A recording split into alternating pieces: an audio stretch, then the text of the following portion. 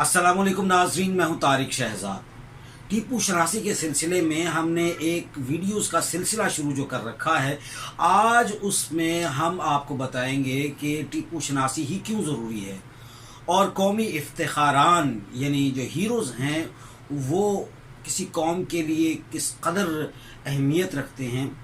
और टीपू के हवाले से चूँकि हमारा कौमी हीरो भी टीपू सुल्तान है, और इस हवाले से एक तो वो पहला शख्स था जो बरतानवी इस्तेमार या ईस्ट इंडिया कंपनी के सामने चट्टान की तरह खड़े हुआ। फिर हम इन सारी वीडियोस के अंदर जो गुफ्तगू करेंगे उसमें से फिर सब्सिडरी अलायंस यानी वो ग़ुलामी का परवाना जिसके तहत हिंदुस्तान की अक्सरियती रियासतें ताज बरतानिया के अंदर चली गई, ईस्ट इंडिया कंपनी के अंदर चली गई। और फिर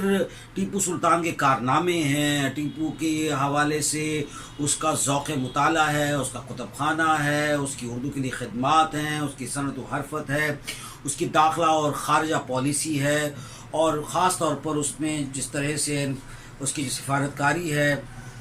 ख़ारजा पॉलिसी में फ्रांस के साथ, उसके ताल्लुकात जैकोबन क्लब के साथ उसके ताल्लुकात, और ज़मान शाह अफ़गानिस्तान में उसके जो ताल्लुकात थे, फिर इसी तरह से खिलाफत उस्मानिया के सुल्तान सलीम के साथ जो उनके ताल्लुकात थे और जो उनकी सिफारत जहाँ से गई, और उस दौर के वो हालात जिसने तरक्की को मसदूद करने की कोई, और उस चैलेंजेस के अंदर किस तरह से टीपू सुल्तान सामने आया। फिर उसकी missile technology, Tipu Sultan missile technology का बाप कहलाता है। फिर टीपू सुल्तान को अंग्रेज़ शॉपकीपर क्यों कहते थे,